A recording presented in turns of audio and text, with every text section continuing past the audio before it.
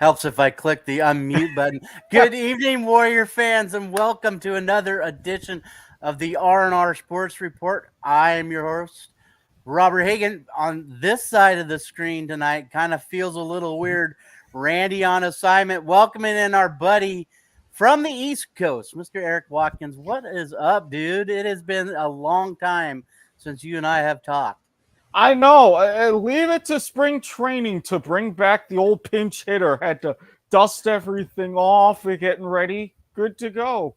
I know it has been a crazy last little while since we talked.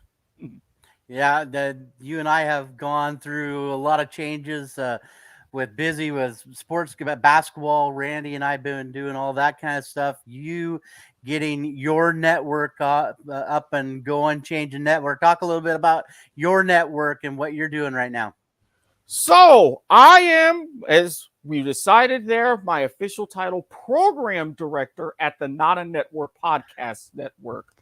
We still got the Broadhurst Watkins Sports Report with myself and Harry Broadhurst, but we've got a variety of different shows. If you're looking for something a little extra spicy on the weekends, point of viewers, Sunday nights, you've just been warned in advance about that. Very not safe for work. Life is Like a Game Show, where we cover the greatness that is Game Show Marathon. We're doing that right now. Parallel Convergence, where we cover all things League of Legends throughout North America and Europe. We've got a couple of other shows, the Nielsen ratings. We're looking into covering BattleBots for 2024. So we try to get everybody across the different spectrum. You're a busy man. So first of all, it's my pleasure to have you on. It's been, like I said, a long time. So I'm excited. We got lots to talk about tonight with everything going on. Free agency, NFL, World Baseball Classic starts tonight after the show, where my TV will be, as Cuba takes on the Netherlands to start everything off with it. Super jacked. And something you and Randy introduced me to. Dude, we're down to 8 days till AFL starts. I am so excited. And hey, Nikki, good to see you, Miss Nicole, one of my students. Thank you for watching. Yeah, I'm super excited. I'm stoked. We're 8 days away from opening AFL day, 9 days for my game, 10 days for your game. Yeah, we had our preseason matches. everything went well for the most part, especially for me. And looking at a lot of the pundits, you've got a lot to look forward to for this season. We've got lots to look forward to, especially in this show. So, without any further ado, let's jump into it. As you can tell, Randy's not here tonight. He is covering the first and second round of the NAIA women's basketball tournament, where right now they are getting ready to start the third quarter already.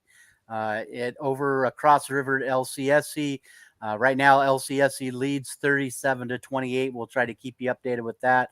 Hannah Broyles leads the points with 10 points for the Warriors. Callie Stevens with 7. So already Warriors out there up by 9 trying to make a big splash in that one. So hopefully he might drop in. We'll see in between games as he's got a game at 7:30. But we will kind of play around with that. All right, sir. Today has been the crazy day. Let's talk some NFL action right now. And listen, there has been all kinds of signings and moving franchise tags. Let's talk about probably the biggest news that actually came yesterday. Derek Carr finally picked a team. Are you shocked after his first visit in New Orleans didn't go quite as well as it did? Not necessarily, because if you look at to where the two teams he was deciding between, in essence, the Saints and Randy's Jets, and I'm glad that he's not here right now. Even though you have the Saints situation in flux with Michael Thomas, with Alvin Kamara, all right, the division is wide open. I can get myself some very early playoff success. You've got a team that, although with some of their other owned franchises, not so much, they know how to construct and how to reload this team. And let's face it, you can have a lot better time with 150 mil in a place like New Orleans than you can in a place like New York City. So to me, once I saw the number in particular, I'm like, this makes a lot of sense. A lot of sense.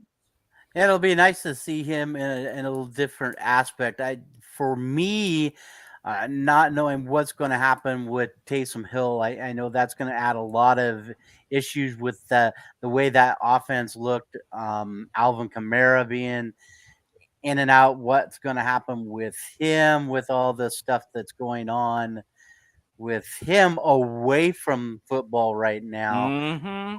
Interested to see it. Does New Orleans take a bigger jump back up in the NFC South? I really think if they do, and even with all of that, they're in prime position because if you look at the teams around them and have they've gotten better. Carolina, they haven't really solidified anything just yet. They were mentioned as far as being in the hunt for a quarterback, nothing materializes. You've got Tampa Bay. Tom Brady's gone. You have a quarterback room where you had, Kyle Trask, Blaine Gabbert. That's a whole bunch of question marks. And a lot of those guys that you re-signed these last couple of years keeping the band together, well, guess what? Now the band has broken up. And then you've got Atlanta. They're clearly in the process of a rebuild, letting go of Marcus Mariota, saying, all right, we're going to go full on and be terrible. So really, if the Saints can just make maybe one or two moves, you'd have to go into the 2023 season saying they're the NFC South favorites. Well, with that being said, and I'm just trying to familiarize myself with those guys. The biggest part of what has been said over this whole thing with Derek Carr signing is you've got a entire division that has 4 new starting quarterbacks. You look at Desmond Ridder will get the start probably in Atlanta. I love Desmond Ridder. Loved what he did as a Cincinnati player in college. You've got Sam Darnold that will probably does Matt Corral get the start? That's kind of the iffy one. You also look at uh,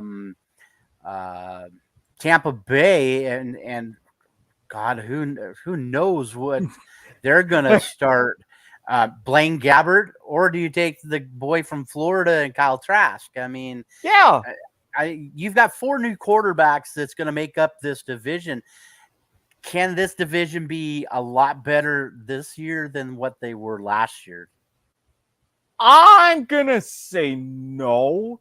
Now, is it going to be another case to where you have a team at least flirting with another losing record and winning the division again?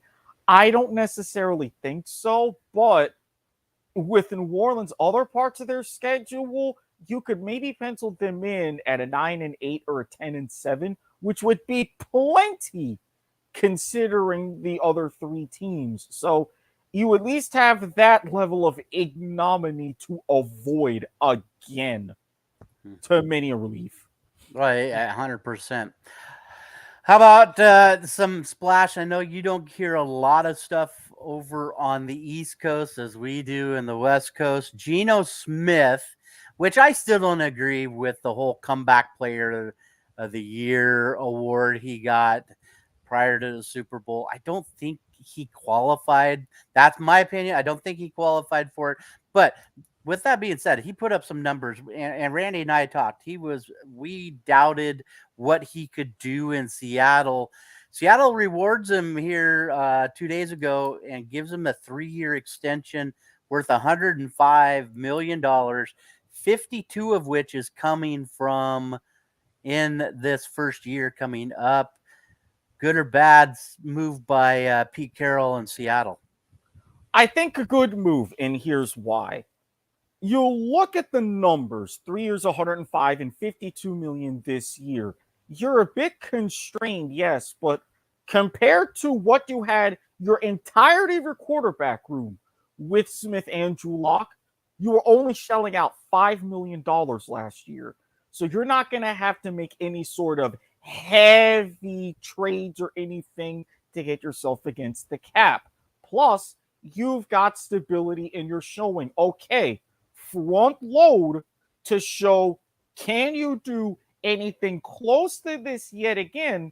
And if you find out that it was a fluke, all right, you can cut bait on the relatively cheap. Maybe you would think well, obviously, they don't take a quarterback this year in the draft, but they can look ahead and say, all right, maybe we need to look for one in the 2024 draft just in case. But you have a solid safety net, and overall, very good move from a more business sense. And that's what I think too. The big thing I saw with them this year is they actually were able to design the entire offense around him a little bit more than what they had with Russell Wilson. Yes, I don't know what it is with Seattle here in the last like 5 years. Their running back issue has been the major downfall of this Mm-hmm. team, and how much things have slipped down in defense. With that being said, we talked about it last week. Bobby Wagner has been basically parting ways with the Rams. I was hearing scuttle of Seattle signing him back. It could be a possibility, maybe bring him back short term again, but it would be interesting to see what that program does. Which Randy and I had no, faith in what was going to come of this ball club. Neither did I. In my preseason prognostications, I was one of those that had Seattle dead last. I didn't have any faith in Geno Smith, didn't have any faith in their defense, not a lot of faith, even though you had those stud wide receivers like Lockett and DK Metcalf. It's like, okay, you only have so much as far as actual NFL caliber talent. And this is why I can't really disagree with the Geno Smith Comeback Player of the Year award, because he got a major chance with the Jets, just completely tanked. And he got somewhat of a chance again, another big issue, ruining Eli Manning's streak, chasing Ben McAdoo out of town, all this and that. but it was just you didn't see anything really there from him. So when you get to Seattle, you're like, okay, this is a stopgap. They see what they've got. They look at the draft, and then lo and behold, they get a wild card berth. He's going and showing out. So it's like, maybe this is what he needed the whole time. I don't know. But for right now, it works. Right now, it works. I think it's going to be one more year. I think it's for me, it's going to be a put up this year for Pete Carroll. He's got to prove something that this was the right move. Maybe if things don't pan out, this might be the end of what we see as Pete Carroll's tenure in Seattle, I believe. I'm going to say yes, but with an asterisk. We all thought that it was going to be an extremely tough, ultra competitive NFC West last year. The Rams, Super Bowl hangover, call it what you will. Then you had San Francisco still doing their thing. Arizona sending Cliff Kingsbury off to Thailand. And I think with the division being just a little bit weaker, especially with we don't know fully with LA or Arizona, there's some wiggle room, but not a lot. So I think if he as Pete Carroll can at least match what he did last year, getting him back to the playoffs, buy some time or at least come close to that. But if you have a crater yourself, you're right. He's gone. Yep, 100%, especially with the other coaching shakeups up there on his staff. It'll be interesting to see what Seattle does. But listen, we're only in March. We just finished up the combine, so we got lots of things. Draft coming up next month, so a lot of things can still happen there. One more big team signing that happened just minutes before the deadline. From the reports I was reading, it happened about 10 minutes prior to the deadline at 1 o'clock, and it kind of shocking to an extent, but Randy and I talked about this guy. He had to put up or shut up. He had to prove himself this year. Coach Dable had all the faith in him. And how about Daniel Jones signing a 4-year, $160 million contract to stay a New York Giant? You go with what brought you and who brought you. In the actual hyper competitiveness that was the NFC East. Yeah, you thought the Giants would be capable of something, getting a healthy Saquon Barkley back, getting to the playoffs, winning in the playoffs, and Jones limiting his turnovers, not fully being just a game manager, but someone who could, with more up and coming, improving receivers, actually take command. I applaud this move because if they didn't do it, it was going to be, oh, how can they decide who the franchise tag is going to be on? They looked at the draft. They're looking at everything in the combine, where they were. They weren't going to trade up. So it's like, okay, we can afford to do this. We can give him some time. And the benefit from Jones is he doesn't necessarily get a full-on free pass, but he showed, all right, if I can at least come close to this, if I can get some more pieces around me, I know what I'm doing out there. And the Giants fans are going to be as grateful as Giants fans can historically be. Well, you hit it on the head there, and you made a great point with it. It's the people around him. And then that's, I think, where Daniel Jones proved a little bit this year is because he had really not much of a receiving core, especially with Sterling Shepard going down, Darius Slayton. I mean, you look at these names that is on that team right now. Now you franchise, we'll get to here in a minute. You franchise tag Saquon for $10 million. You sign Daniel Jones. Could the one piece coming from the draft come in the form of a wide receiver in the first round? I would think so, because you had mentioned with the wide receivers in particular, the last 3, 4, 5 years, even pre-Dable, they've had horrible luck with talent, but injuries. So I really think that's going to be their focus. And if you can get another, you would want to lean towards a speed guy shuffle some pieces around to identify a number two and work well with the slot to which Jones can get off some easier passes, yeah, I really think of that a top end wide receiver. Who knows what could happen in terms of the division title if everything else clicks? And I think with that being said, these guys, these college players that are getting ready to come in, might like the fact of playing for Brian Dable with as much as he has brought to New York this year and what he Mm-hmm. did with Daniel Jones. Look for New York to maybe take another step up. Not quite sure yet if I want to put them above the Cowboys or there yet, but could they be up at the number one in the NFC East? Time will tell, and it'll be interesting to see. So, some big releases here over the last couple days. I'll run through them. Tell me, give me your opinion if there's a couple of them that stand out. Tennessee's Titans released linebacker Bud Dupree after 2 seasons there. Minnesota let go of linebacker Eric Kendricks yesterday. Um, how about the chosen Anderson? I him changing his name. Robbie Anderson Lee is expected to get cut from the Cardinals today.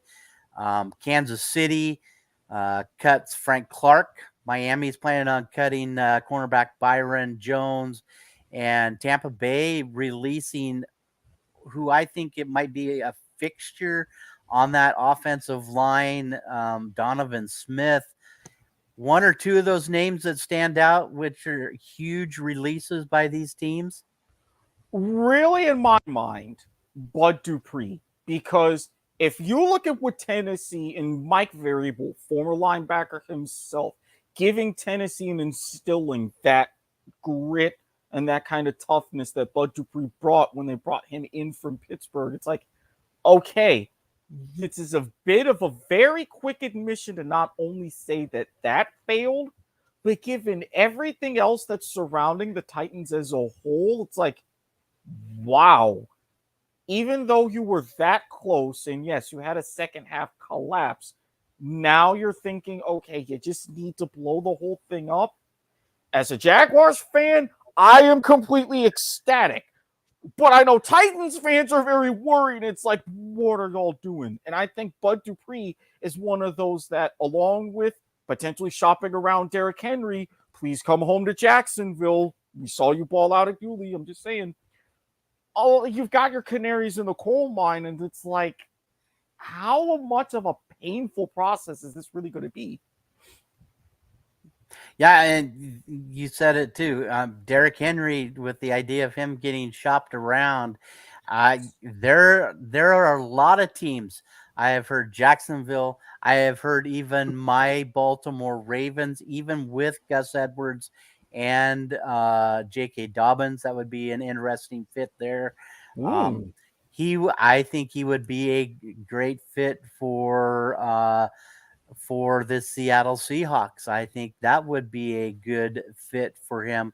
And the other one, how would and not to attack your division, but how would that look with him and Jonathan Taylor in the backfield in Indianapolis, sharing Oh, roles?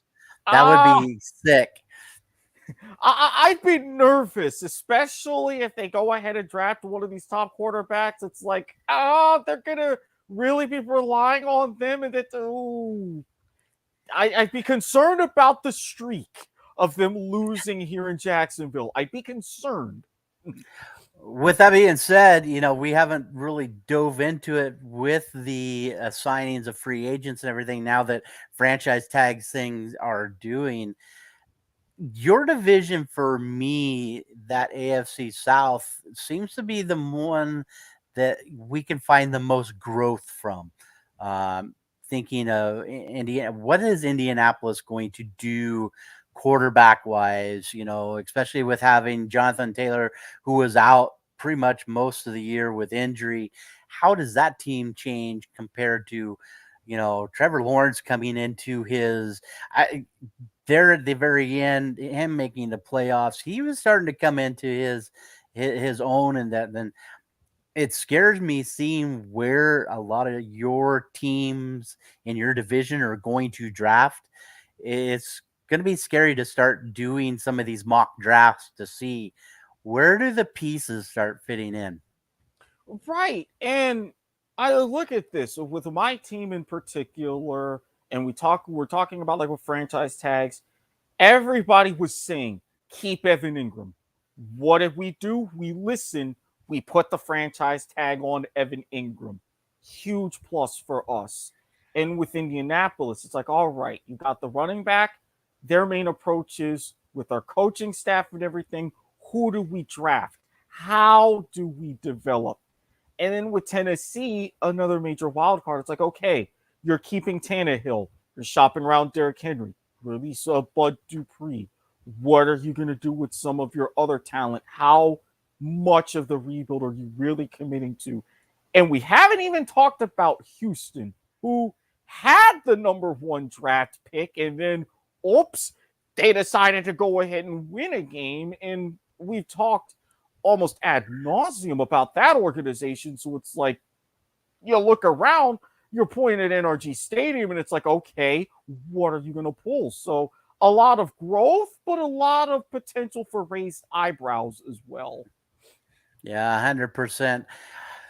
All right, so let's dive into the big ones. You know, what this whole last week of what was going to happen boils down to the franchise tag. So let's start with the first one that came off last week. The first tag player, that was Darren Payne for the tackle for Washington, got tagged for 18.9 million. Smart move by Washington, the Commanders, to lock that defensive lineman up for a while. Well, when you have a pairing like that and trying to keep him with Chase Young, knowing you don't know how you're going to really be able to move the ball, you're going to be relying on your defense a bit more in 2023. Keep your top guys there. Again, if things work out, you have that time to where you can go ahead and have a longer term deal. But for now, it's like, hey, we want you, we need you, we're going to pay you.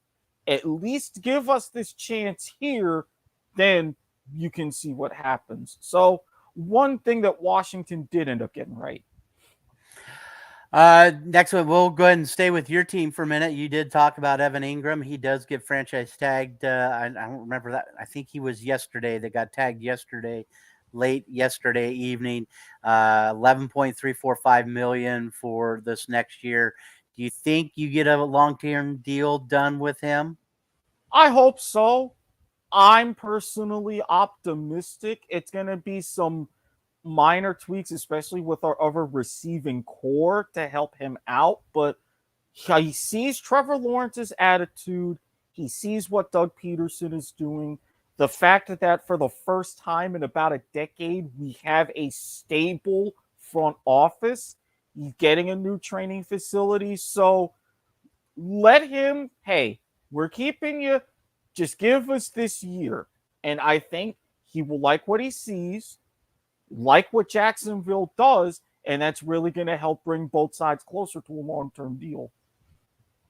Yeah, I think what he did pretty much in the second half of the season offensively, all of his touchdowns came after October Mm-hmm. for Jacksonville, and he looked really well. Looked to be a great target uh, for Trevor Lawrence, and I think that relationship of finally hitting each other back and forth is going to pay dividends for the Jaguars. Another one, we talked about him just a few minutes ago. Part of the entire Daniel Jones finishing thing. Saquon Barkley does get franchise tagged for just over $10 million. I think this is another smart move by Dable and those. Let's get him a deal once everything settles down with Daniel Jones. But Daniel Jones proved that he could play this year. He's not the elite quarterback. He's the top probably 15 quarterback, maybe 15, 16 in the middle, but I think deserving of a contract. I don't know if 160 millions is, but now that they've got that cinched up, you have to direct that into Saquon Barkley, get him there, and then you go right after a receiver in that for that team. Exactly. And they're going to be looking at Saquon knowing he was almost a Buffalo Bill linked with so many other teams. They're looking at him saying, you see what we did with Daniel Jones. Tell us your number. Let's go ahead and work that out. Now, I'm not going to say that it could be disastrous. However, the Giants as an organization are very mindful, percentage wise, how much they want to tie of their cap into both Jones and Barkley combined.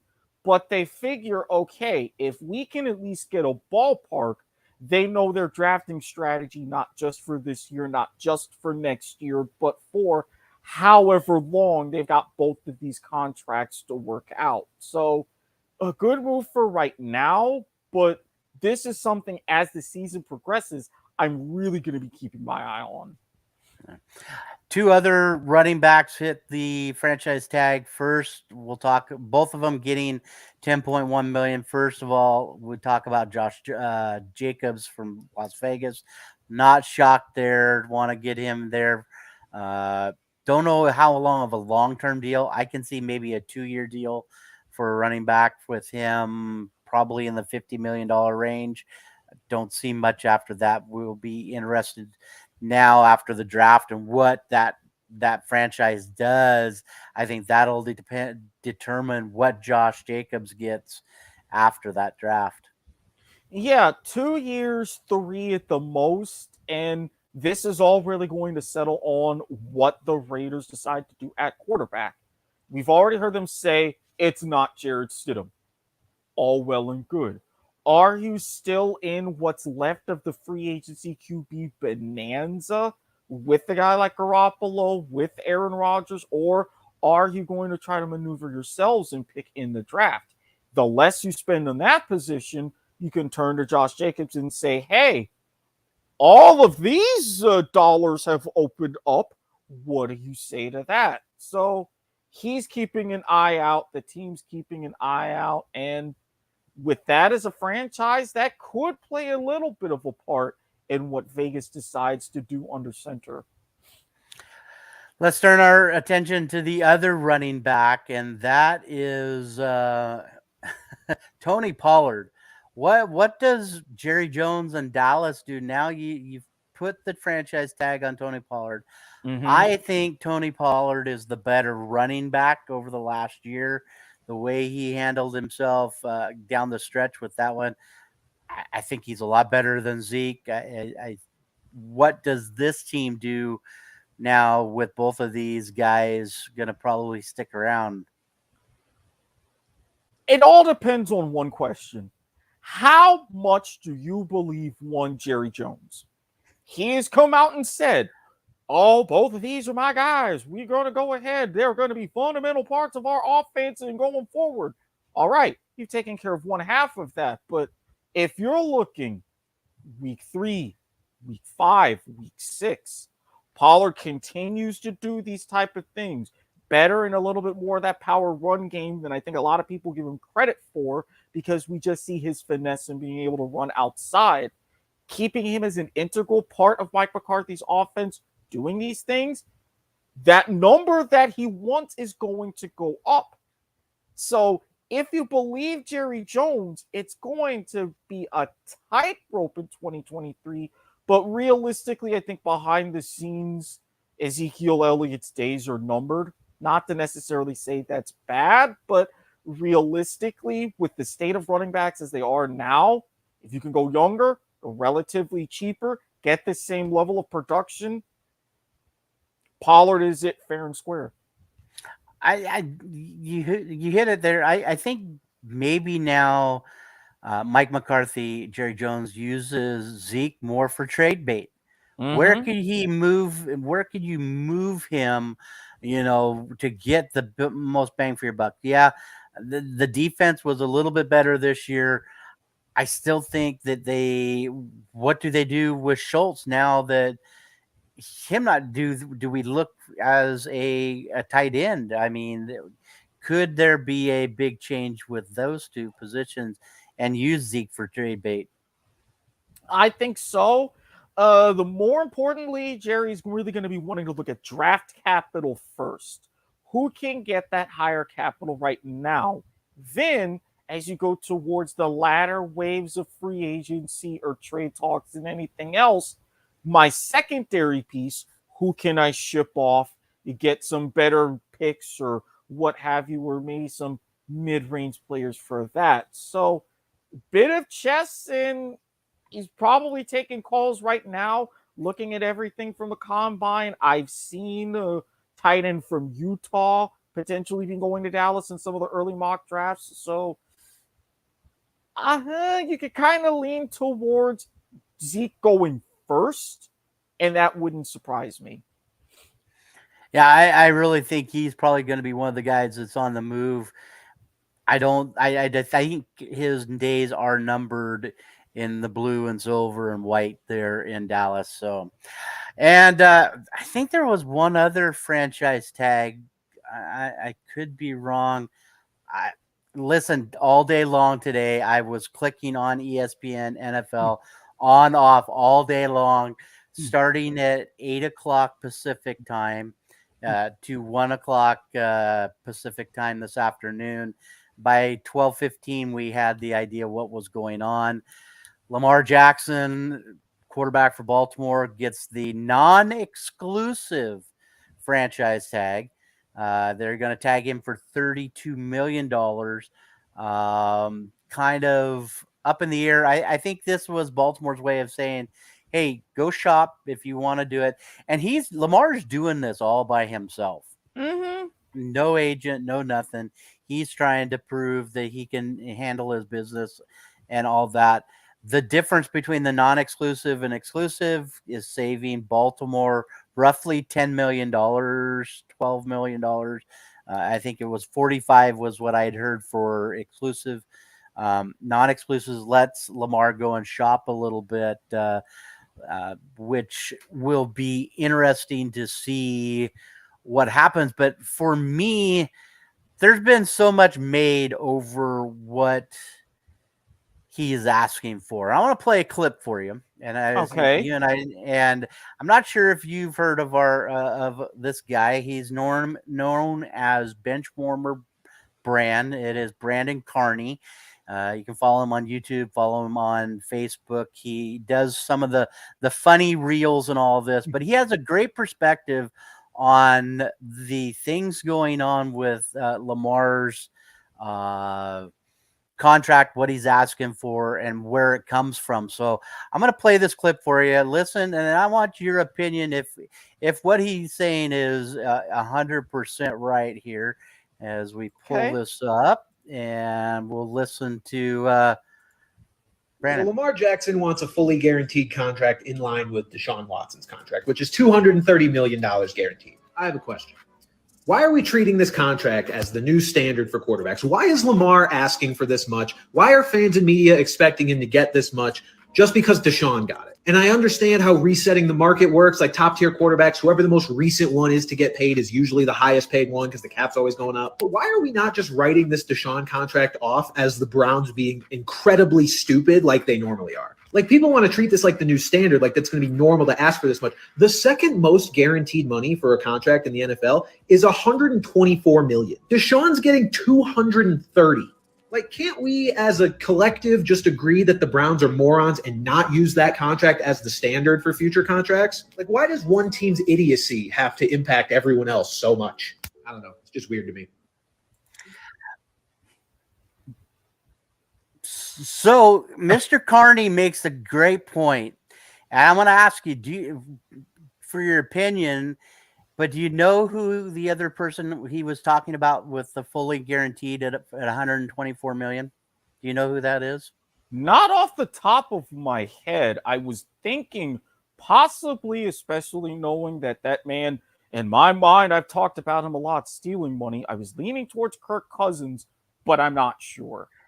It is Mr. Russell Wilson. He was guaranteed 124 million, 124 out of his 161 with his contract, but 124 was guaranteed. The next closest person to that is Kyler Murray at 103 million. But is Brandon right with his topic and his thought process on the complete out of the mind money spent for these guys?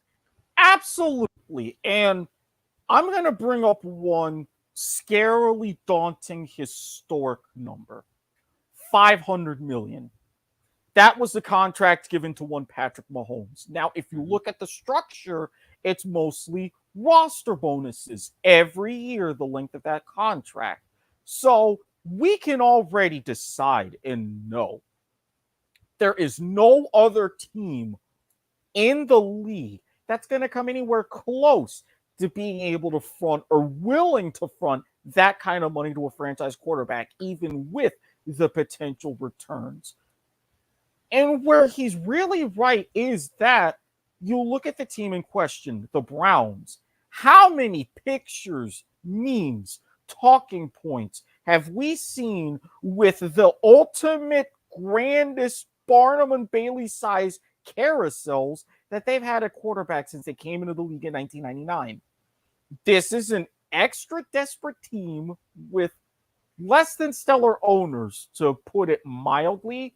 And the fact that they consciously baked in, hey, he's got a potential year-long suspension into this, just shows we really need something concrete here. So should that be the standard? No. Realistically, do I think that it is the standard or will be? No. And I'm sorry, Lamar, as much as I love you, I completely get it.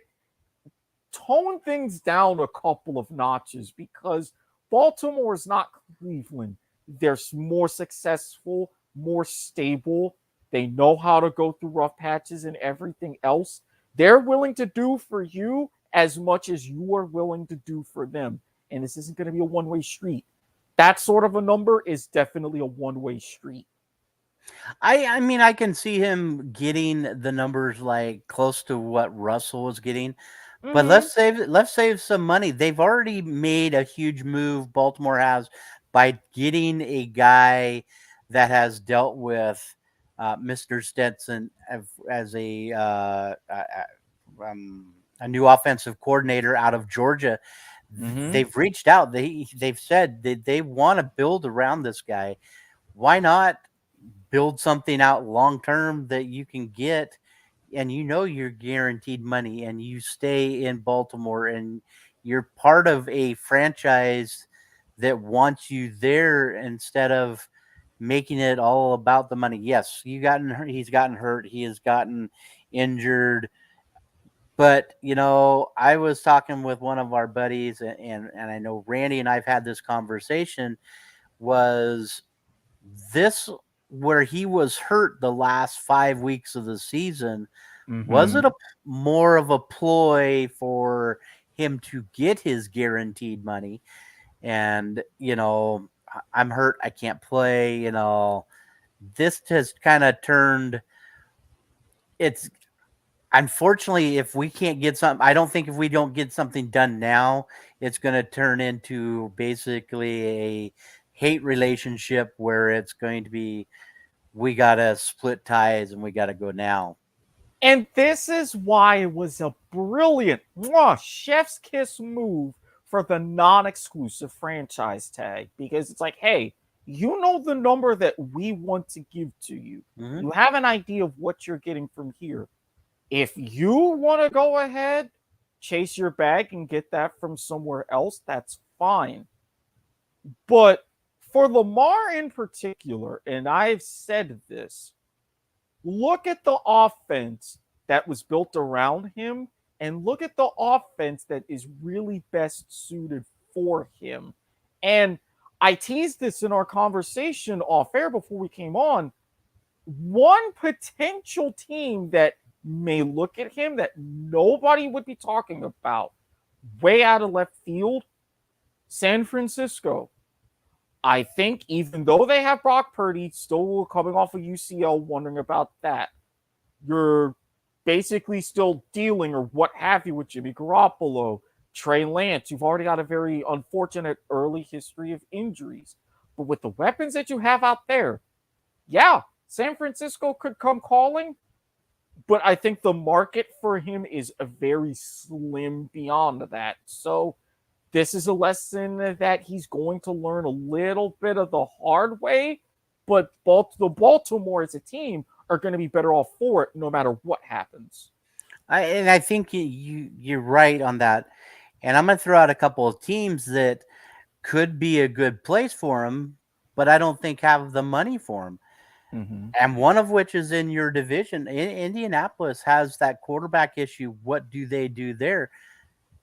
I don't think Indianapolis forks out the money for that. I mean, it would look strong between him and Jonathan Taylor in the backfield. Another one that is aging himself out. Could you imagine him going and playing for the purple and gold up north in Minnesota? When you have, I hate saying that, but Kirk Cousins is not getting any under, but you've got some big names in there. And I'm going to say one more, and it's just because they started playing quite well the end of the season. The Detroit Lions. I don't think that's the thing. I don't think any of those three teams have the money to pay what Lamar is wanting. I think that's what it's going to boil down to. Out of all of those, they don't have the money, and you also have to look who is most willing to create the money. I don't think Detroit is. I know Jim Irsay isn't. They're a focused quarterback in the draft. Mm-hmm. Minnesota, if they work something out, even dealing or something with Kirk Cousins, someone who can play a little bit better and more consistently when the lights are brightest, possible. It would be a mild head scratcher, but if Minnesota is thinking, can we come up with X number of million in doing this per year? We'll work on it. See what's up. If they decide that they can't, then they don't. But I'm going to give it to the Vikings to at least try. Yeah. The other names that and teams that we keep hearing out, and now things will get interesting as we wrap up with the franchise tag is what does the Jets do? There has been talk of Lamar to the Jets, Lamar to the Commanders just down the road. I mean, lots to happen, but does that put some extra pressure knowing, now that Lamar can go and shop himself, where does he start? You're down in Miami right now. Do you start where you live at? Even though Tua, he is the quarterback down there. Could that be a spot for Lamar? It's going to be interesting over the next, I think the next month, we're going to see a lot of shaking and rattling and rolling. Going to be a lot of shake and bake, and a lot of teams are going to be looking at their depth charts awfully close, especially the Jets. Derek Carr's out of the picture. Do they still chase Garoppolo? Do they continue as they have been their talks with Aaron Rodgers? He was in his darkness retreat. Haven't heard a peep from him since. So have we gone from now 4 days in a cabin to a vow of silence? I don't know. But it's going to create a lot of murmurs around him. Well, with that being said, sir, Aaron Rodgers today met with the New York Jets in California, owner Woody Johnson, along with general manager Joe Douglas, head coach Robert Saleh, offensive coordinator Nathaniel Hackett, all flew to California today to meet with Aaron Rodgers in person. Do you think the Jets are ready to offer Rodgers some big money now that they got the clear to chat with him from the Packers? Big to a point, because what was his main gripe these last 3-4 years in Green Bay? I need wide receivers. You look around at the Jets wide receiver core, you've got a few good crumbs. You've got something, but nowhere near even to what Aaron has in Green Bay.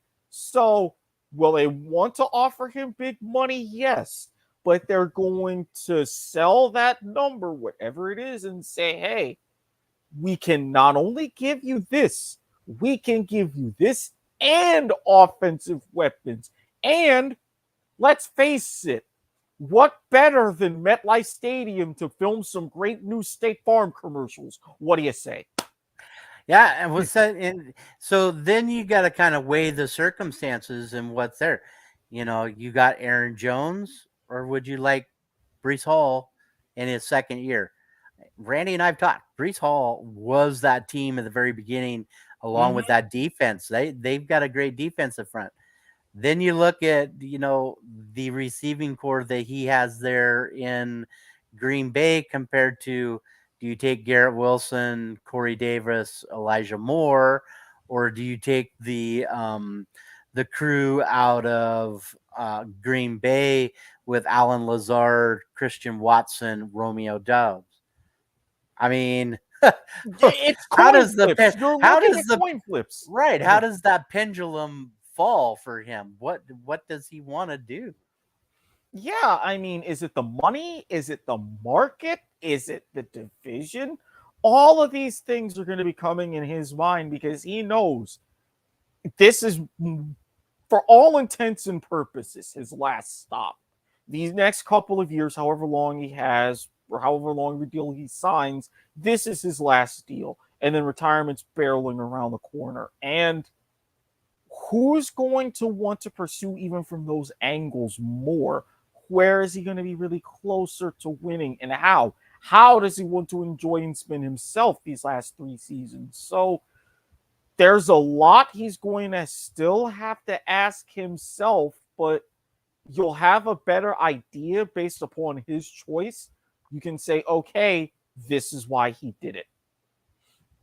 Yeah, it's going to be interesting to see what happens here in the next little bit. Let's finish out the rest of the NFL news here really quick. Couple of them. Robert Taylor. I was hoping Robert was going to be on here listening tonight. He's been in and out, I noticed.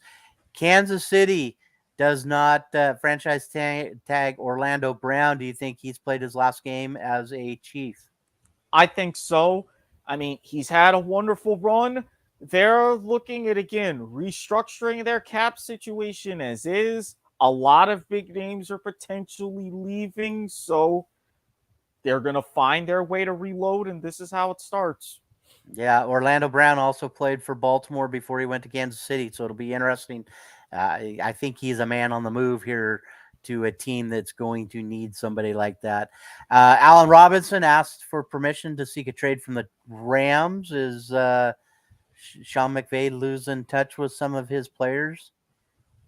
I think so. When you go ahead and you go all in for a ring and it works, you never really factor what's going on afterwards. We saw it this season, and it's like, okay, they've got a ways to go if they want to get back, even back into a solid playoff position. And with Sean McVay himself even questioning, am I still up for this? Granted, he decided to come back and say, yeah, I'm up for this.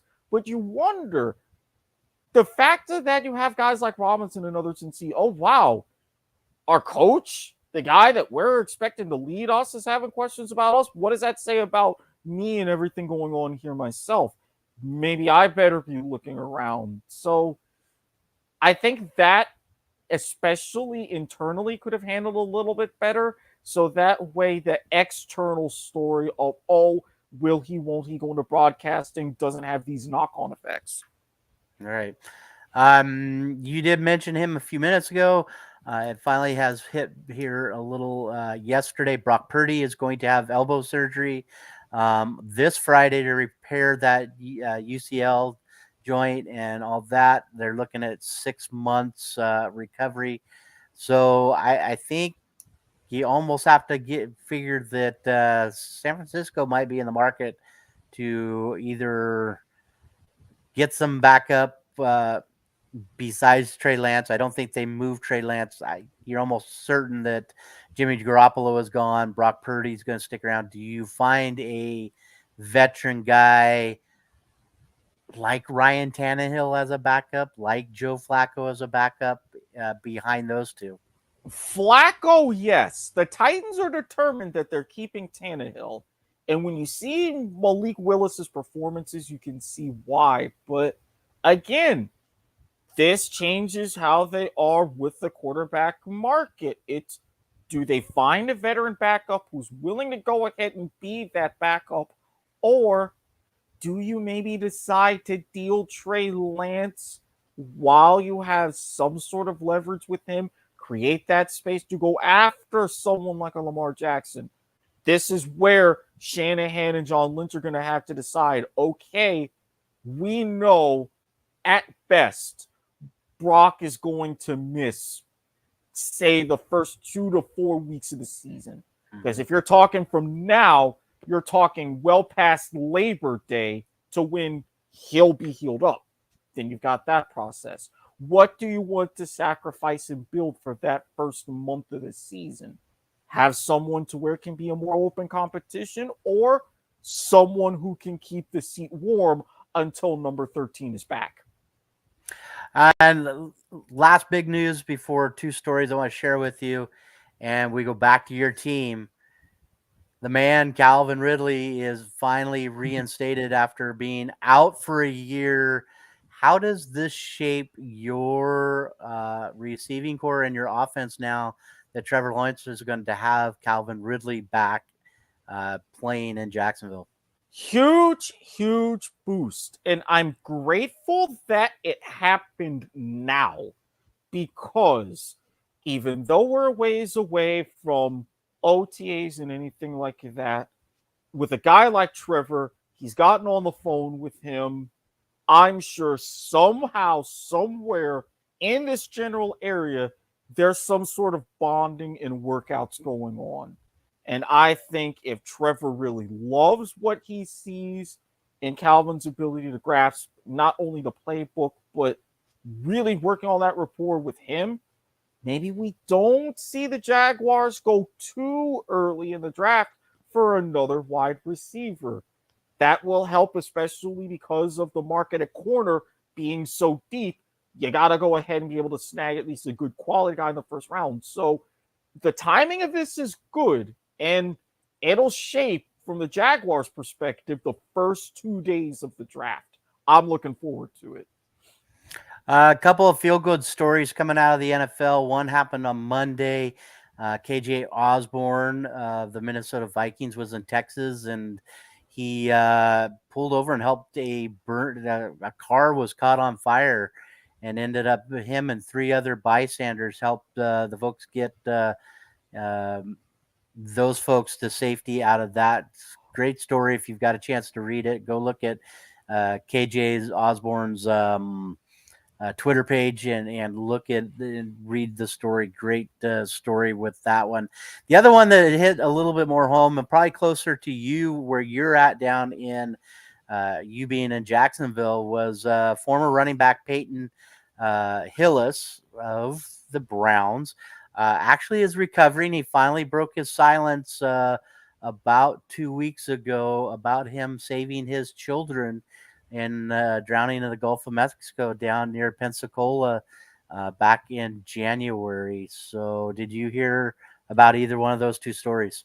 I did. I heard a little bit about KJ Osborne. I'm thinking, like, wow, not just right place, right time, but it's like, hey, don't worry about me. We got to go ahead and putting himself in a position to help get people to safety, helping save lives. Wonderful thing. And you were absolutely right. Me being here in Jacksonville, I'm a little bit familiar with the waters in the Gulf off Pensacola. They can be rough. And with a guy like Peyton Hillis saying, hey, those are my kids, I'm their dad, I'm jumping in. Again, don't worry about me, putting his children's lives first. It's like, Great that both of them are safe. Great that Peyton's recovering. That's what you would want to see out of players when they're in those situations. At least levels of consideration like that. Yeah, so a couple of great feel-good stories there. So if you haven't read up on them, make sure you go in and look. Those are still on the NFL.com website. You can go look at that. Quick score update. It is final over at LC in game number 1 in the first round of the NAIA women's tournament. LC Warriors win this one 73-55. Hannah Broyles ends up having 18 points. Callie Stevens with 13 and Maddie Holm with 12. And they will take on the winner here. And we'll talk a little bit about that here shortly, but they will take on the winner of this next game getting ready to happen. Menino out of California is taking on Rocky Mountain out of Montana. That game slated to start at 7:30, and we'll try to keep you posted with those scores in that one. One last thing for NFL. Did you watch any combine this last week? I've watched a little bit. I have seen some of the big guys run, and everybody was like, oh, wow, some of the major 40 speeds. But with a few other things, I've only been able to keep one eye on it the last few days in particular. Quick score updates as we are going to be talking about a little bit of March Madness. NFL went almost an entire hour. I was only planning on about 40 minutes, and we went a long ways, but we'll keep going with that. Some conference championships happening tonight, one of which is the West Coast Conference. The Gonzaga Bulldogs leading right now 37-19 over St. Mary's. They are at halftime. A few other games, another one at halftime. North Dakota State is leading North Dakota State leading Oral Roberts or trailing Oral Roberts 51-20. So a lot going on right there. Those two games still to play out in their division. Some final games. Georgia Tech knocks off Florida State today, 61-60 in thrilling fashion. Boston College beats Louisville 80-62. Virginia Tech knocks off Notre Dame 67-64. And lots of action's going to be happening here in a little bit. Weber State will be taking on Montana State in their NBA action. Right now, Brooklyn leads Houston 92-78. And they are just under 11 minutes in the fourth quarter. Golden State is trailing Oklahoma City 107-104. Tied up at 68 apiece is the Mavericks and the Jazz. They are midway through the third and finals. And I'm going to ask you the same question. Randy and I don't follow a lot of NBA, but I'm going to say a couple of these scores. And you know our buddy Richie. We talk about Richie quite a lot. And we talked about the over-unders of NBA games. Tell me if these are starting to get out of hand. Washington defeats Detroit 119-117. But the bigger one, Milwaukee knocks off Orlando 134-123. I'm sorry, the over-unders for NBA basketball now in the 240 range is horse hockey. Come on. It is not the same. And I know it's not the same game. It is not the same game from when I grew up watching Bird and watching all of those other guys.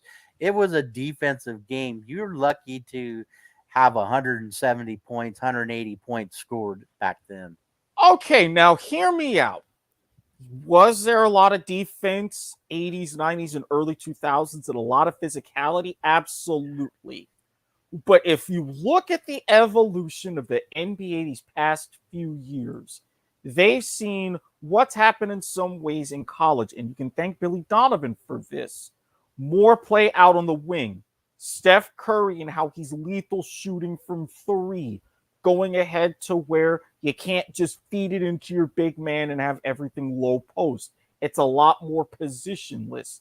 You're going to have higher scores. Now, Does that in some way entertain me? Absolutely. But even I find some of the mild ridiculousness in what happened with that the Kings over the Clippers 176-175 double overtime game. I get to where that doesn't suit everybody, and everybody would also be hearkening back to the days of the guru of go, Paul Westhead, when he was with the Nuggets. So it's like you've seen some of this before, but it's much more prevalent. But with the old heads like yourself, I get it though. It ain't the same. I understand that. And you said it. The old head. You can see the gray coming in there. Let me tell you. Hey, a couple of NHL scores just because you're on here. I know you're an NHL fan. New York leads Buffalo right now 3-2. Just under, just at the end, they just went final. New York knocks off Buffalo 3-2. Just as I say in that, and that one's there. About 3 minutes have gone out of the game in Minnesota. Calgary still tied up at 0 apiece. Arizona and St. Louis tied at 1 apiece.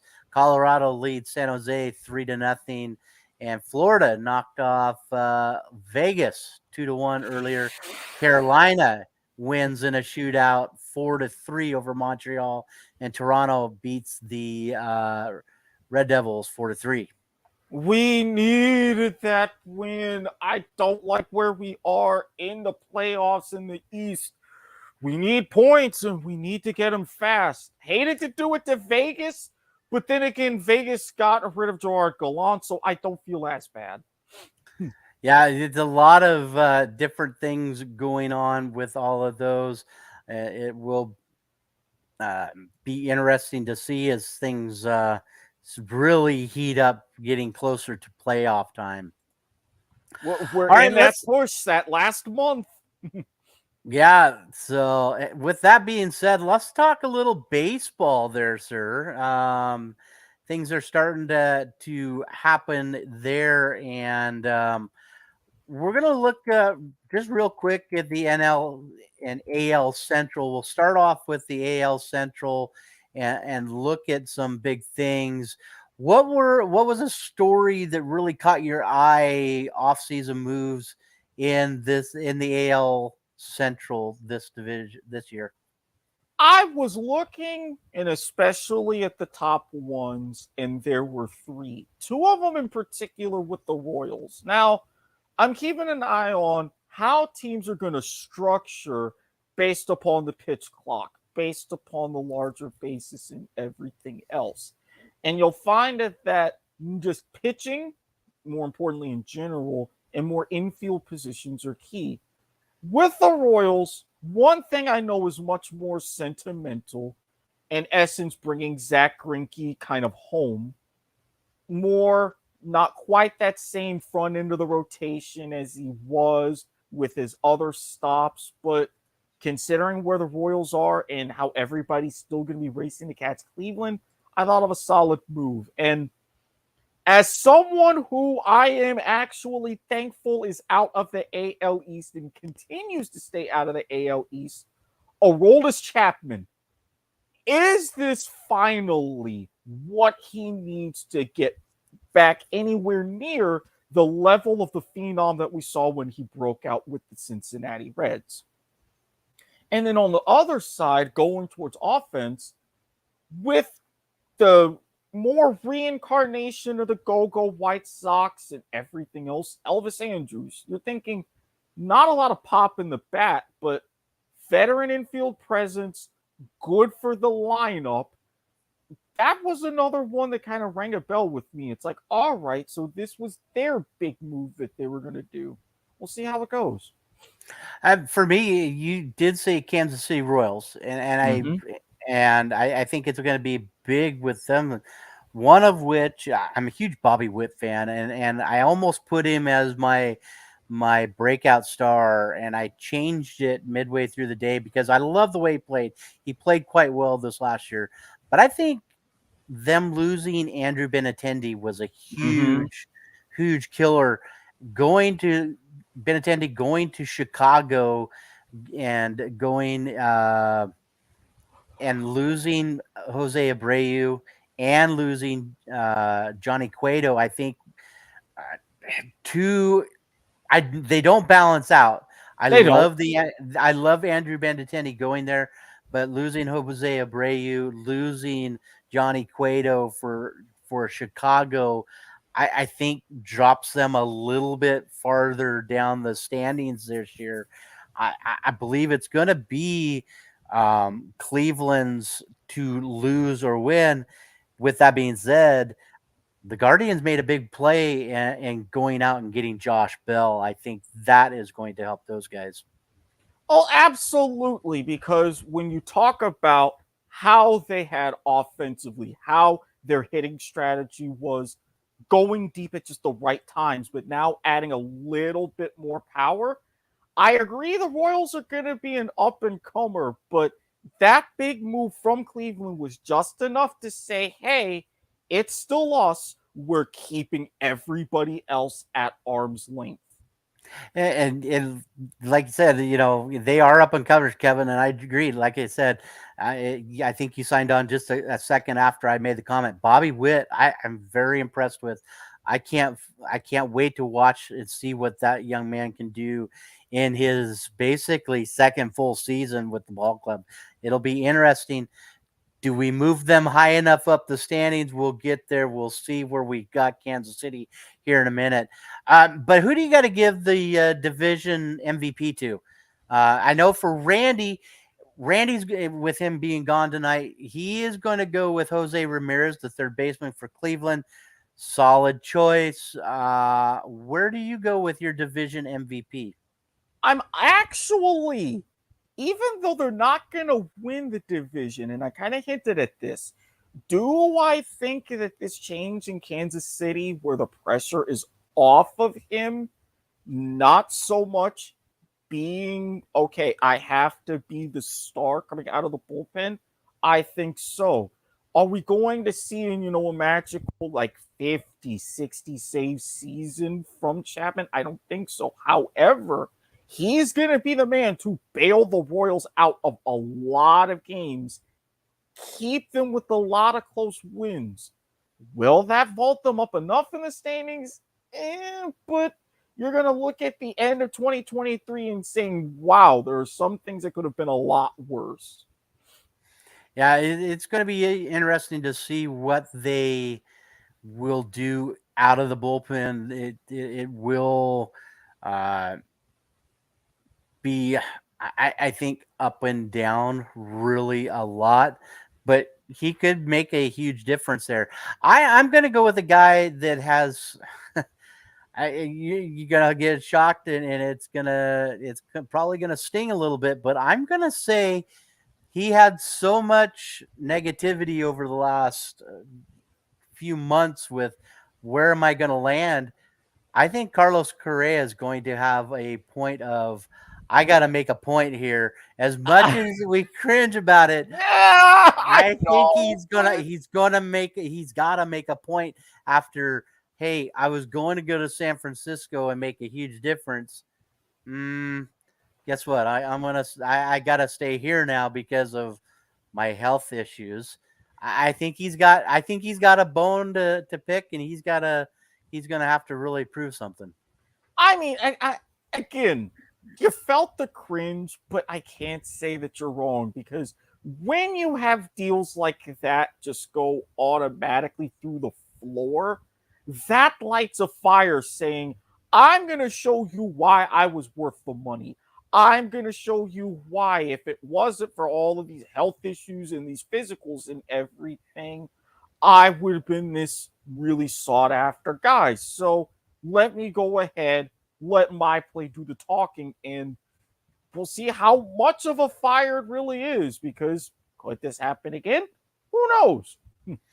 Yeah, that's our division MVP. So now let's turn, and we talked a little bit about our breakout star.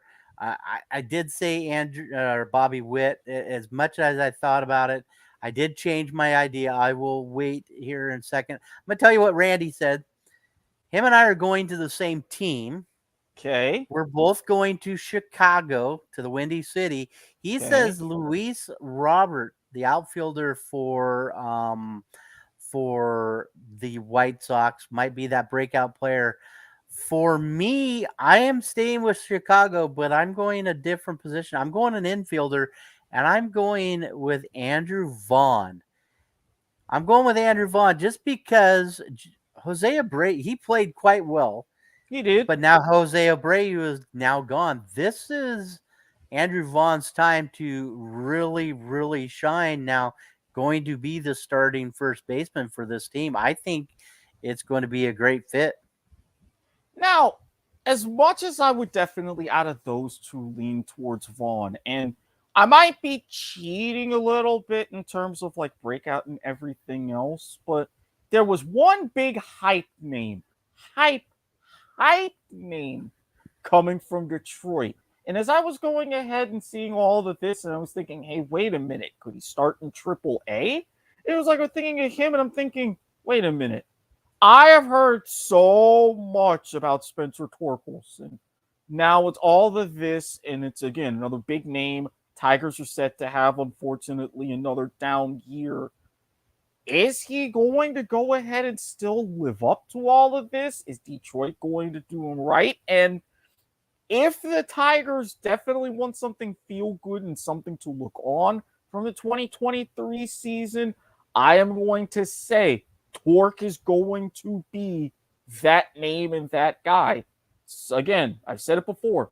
If you can at least breathe a sigh of relief for the future, then it's an okay season. He'll be that sigh of relief.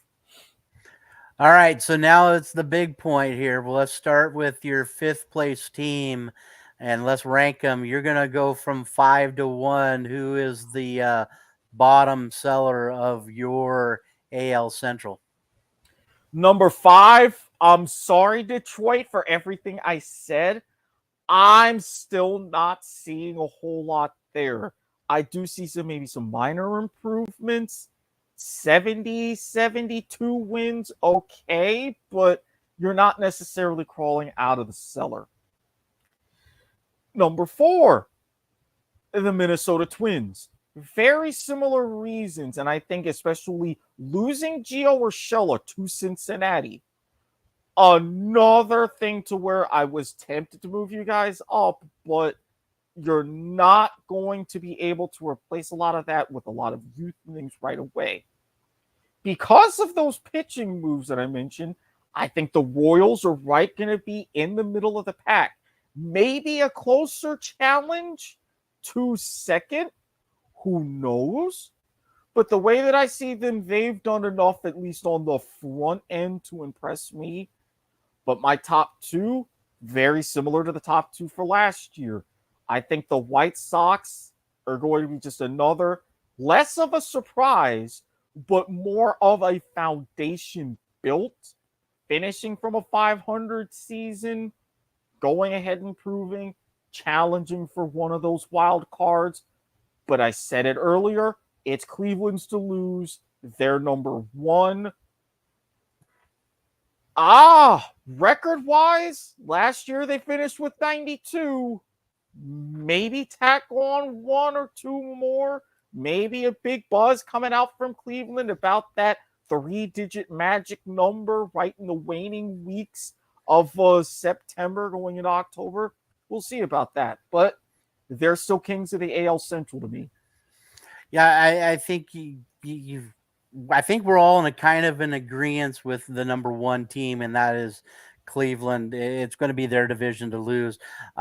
So for me, I'm the same with you. Detroit hasn't made enough moves to get out of that 5 seed. I think they're going to stick around down there. I have flip-flopped with you 3 and 4. I think it's just going to be, I think Minnesota is just such a smidge better than Kansas City right now, even though I'm highly impressed with Witt. I've said it. Kevin Driscoll, he makes a great point there. Nick Prado, he's going to be one of those guys that's going to make a difference with that ball club. I just don't think it's this year yet. So for me, it's going to boil down to Chicago and Cleveland, just like you. And with what Cleveland has done, I hope not losing Jose Abreu and Johnny Cueto is going to play into it. So we'll see. For Randy, he is the same. He's got Cleveland up top, but he does shock both of us. He is taking Minnesota as the number 2 team. Really? Chicago number 3, Detroit number 4, and Kansas City number 5. So we've got a few that are a little different. So it'll be interesting to see how this plays out over the next couple of months. All right, sir. So we did the AL. So now let's jump into the NL on this one. And what was one of your big stories out of the NL Central this year? I admit I'm going a little bit homer with this one. I was originally we don't go homer on this on this show at all. No NFL, no baseball, no nothing. There's no homers.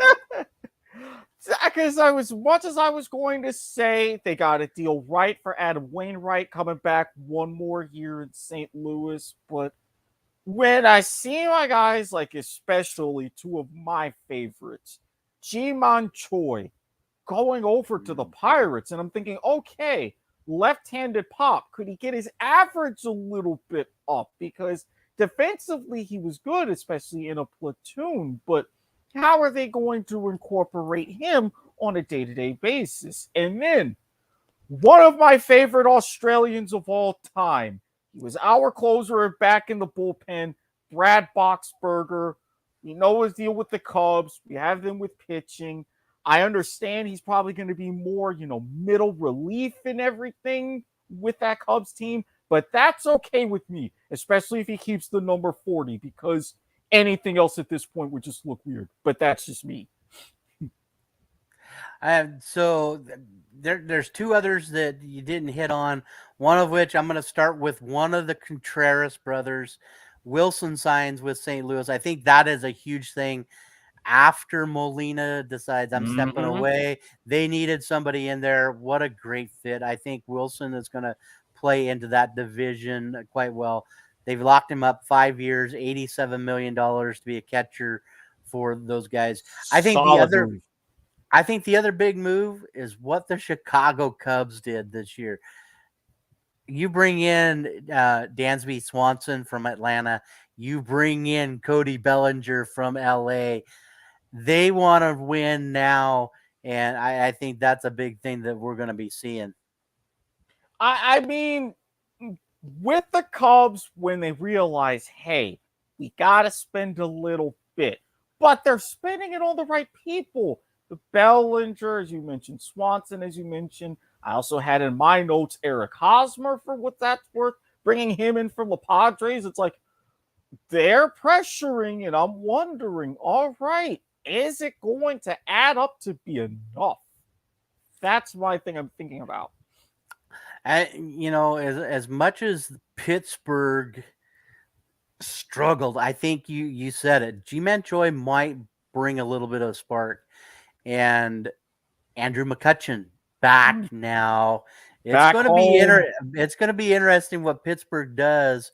With that being said, I'm going to jump ahead really quick. Let's do breakout star, because my breakout star is in Pittsburgh. I think Brian Hayes has a huge year this year and makes the All-Star team. I'm put it on record now. I think he makes the All-Star team. I was thinking the same thing. It's like, hey, everything is set for success. He might just be a little bit short, but if he has a hot, say, 6-7 week start to the season, even if he cools off, keep your name in the fans' minds. I think he can do that, but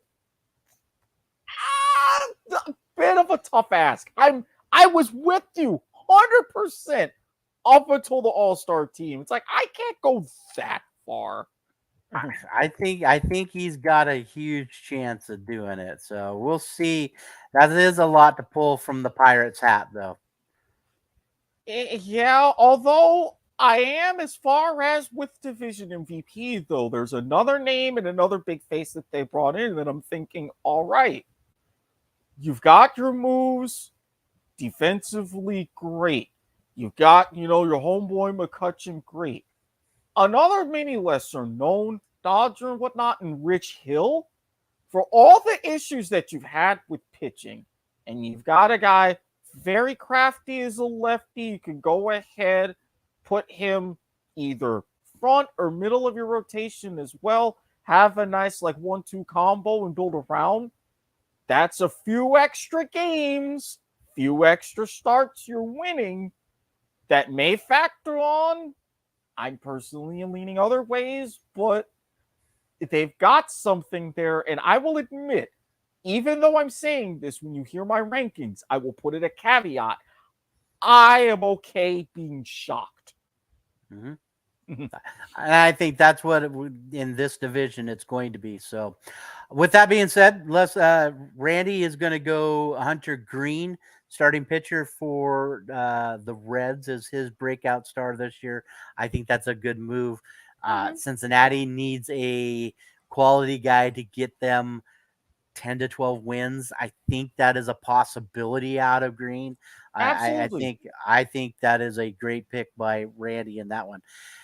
With that being said, how about your MVP? Who is your MVP out of this division? I'm going to say, did you mention him earlier? One of the big names, tasted success, going to the north side. I think of all people, Cody Bellinger is going to be like, okay, I've won. I'm here. Everybody's going to say, oh, you did this with the stacked lineup in LA. Let me show you what I can do when you put me somewhere else. Cubs fans, prepare to go nuts. Yeah, I think that is going to be beneficial for this team and what they can do. I think, even with Dansby joining him there, I've not seen a preseason lineup yet, so I don't know where they've been batting each other, but I could easily see this being a 2-3 or a 3-4 in the batting lineup for the Chicago Cubs. So it'll be interesting to see with that one. Randy is going with the third baseman from St. Louis, and it's kind of a no-brainer there. Nolan Arenado, great bat there. For myself, I'm going the other side of the diamond on that same team. Give me Paul Goldschmidt. What Paul has doing, I think it is going to be huge. He had a mentor. He got to play with his mentor. I think, Albert Pujols has been signed as a special coach on the team. He's going to stay with the team. I think Paul Goldschmidt has a fantastic season, and I think this is his year to be that player out of that division. For everything that he did last year and everything, in the MVP conversation and all that, being able to, again, with the pressure off, proving himself, playing with his mentor, as you said, seeing that kind of a season potentially back to back, I wouldn't be surprised at all. I think, and we'll probably determine this here in a second, where we think these guys are going to finish. It's going to be quite interesting. All right, sir. I'm going to let you lead off again. 5 through. Who is your fifth in the cellar in the NL Central? Part of me hates to do it with Cincinnati because you got such good guys like Hunter Green, Joey Votto in his last year there, but it's not going to be so good times out on the lake this year. And I'm sorry, but it's just like that organization as a whole, while they've made a couple of splashes, I think they're still adrift. Now, this is a part to where it may be shocking. For as much as I had hyped them up, I'm keeping the Pirates in fourth because for everything that they're set up to go right, everything that they set up to have potential success, let's face it, very little has gone right for a full season in Pittsburgh, say for maybe once the last 10 years. If I had more faith in the organization as a whole, they could find ways to put this together. Maybe they go ahead and prove me wrong. I would love for them to prove me wrong. Third place, Milwaukee. You've got some pieces still there. You've lost a couple big ones, and I think with the two teams above you that have done so much, your ceiling is right there in third place. Now, I'm going to be disappointing some fans with this one for number 2. Like how I said the AL Central was the Guardians to lose, I think with the Cardinals keeping everything that they had from last year, maybe riding Wainwright's last wave, I think they keep the Cubs in second place. And they go ahead and maintain their supremacy at the top. Now, it's going to be a showdown. If these things happen the way I see it, this Cards-Cubs rivalry this season is going to be epic. And this division race is going to go down neck and neck. Like you said, like with the All-Star team, I'm calling it now. Don't be surprised if we have still a game 163 to settle between these two teams. It's entirely on the table, even with this playoff system. I'm going to do you one better. And the only reason I'm going to do you one better is I think there's a very strong possibility we see records of 90, 89, and 88. I think the top 3 in this division will have that many wins, and it's going to come down to even a possibility of 3 coming out of this division. I could see that. Not knowing what's going to happen in the NL West and what can happen there, and the up and down last year with the Mets and the Braves could be there, but I think there's a possibility that these 3 teams are so balanced there. So it's going to be interesting. I'm good. As much as I hate it, I love, like you talked about, G-Man Choi being in Pittsburgh, Kenyon Bryan. I think he is going to be a great, or Brian Hayes is going to be a great place. I'm still going to put Pittsburgh in the bottom. I think this year then also, and I'm going to have just right above them, is going to be a Cincinnati in 4th. I am a huge Joey Votto fan. I love what that guy does. I am so interested in seeing where he goes next year, and whether he goes to an AL team or goes to a team that is actually a contender. I want to see Joey Votto in that system. So those are my 4, 5. And I'm going to, like I just said it a second ago, I think it is 1A, and 1B with these 3, and they could be interchangeable within one game of each other. I'm going to put Chicago 3rd. The only reason I put Chicago 3rd is I like, even though with Dansby, with that Cody Bellinger in there, I just like the idea of the rotation just a little bit better in Milwaukee. You've got Corbin Burns, you've got Brandon Woodruff, you've got Freddie Peralta. That's 1, 2, 3. That's a hard 1, 2, 3, and I think that's just the slight edge there. And then, I'm sorry, you've got those 2 big infielders with Arenado and Goldschmidt there in St. Louis. I think it is that again, that team to win or lose there. You've got Giovanni Gallegos as a great arm out of the bullpen, and then Juan Yespes as your DH. That dude can hit the ball. He can hit it a long way. So I think it's St. Louis, but I believe it's going to be 1 and then 1A, 1B right below them. So hands down, the NL Central is going to be the division to watch. I'm not arguing that at all. Right there with you. So for Randy, he has Cincinnati also in the cellar.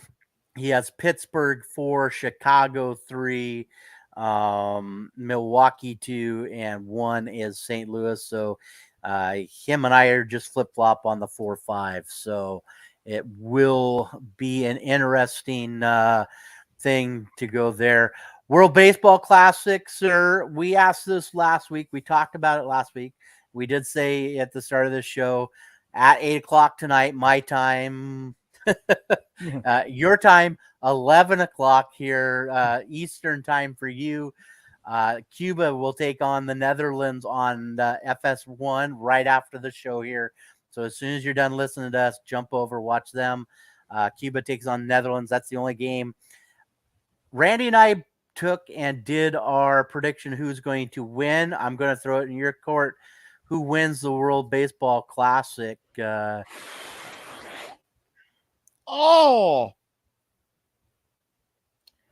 a bit torn. And the reason why I'm a bit torn is because if you look at the last WBC, and a good old friend, unfortunately no longer with us, friend I worked with, Greg Powell, I have to give him a shout out. He sat and said to me, look at which countries, if you were to sit down and say, who could you put together a team of MLB All-Stars just from this country? Who would it be? And he had said flat out back then, Puerto Rico, the Dominican Republic. The Dominican Republic wound up winning it all. And I'm thinking to myself, with all of this talent like coming up, can PR go ahead and still compete as well as they did? I don't think so. Can the Dominican compete as well as they did? I do, but to a point. And why I'm torn is because two of the great traditional international powerhouses, Japan and Korea, I'm going to take a mild flyer, especially with more exposure with the KBO on a lot of eyes this season, being able to play in relatively nearby friendly confines in the Tokyo Dome. I think this is the year finally Korea gets over the hump and wins it all. So where and we went through and we wrote down the top 8 from the best odds. Cuba was at 40-1, Puerto Rico 21-1, Mexico 18-1. Korea is tied for 4th at 10-1 with Venezuela. So you are taking the 4th place. Well, best on odds. Randy took Japan, who is 3-1, and I'm going to take the Dominican Republic, who is 2-1 on that one. So again, action starts tonight in the one pool with Cuba and Netherlands. Make sure you're listening for that. All right, sir. It's that time of year. We're about out of the third of the way done with all of our conference championships. It is March Madness time. Brackets will be out on Sunday. Lots of things going on. Let's talk a little bit really quick. Men's rankings right now: Houston 29-2, first place. UCLA made a big jump up, and they are now 2. Alabama is dropped down to 4. Kansas State is put at the 3 spot. Gonzaga, we always mention Gonzaga because they are a big team up here now.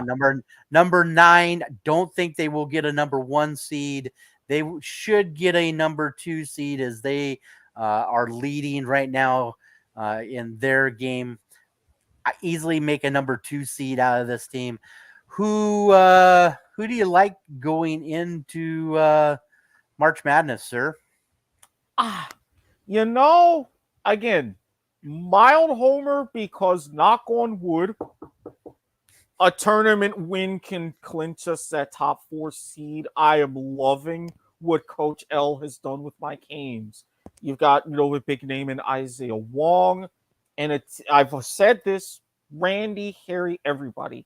You give him a healthy team, which for the second year in a row that he's had, somehow find a way to be dangerous, going all the way to the Elite 8 and losing to Kansas.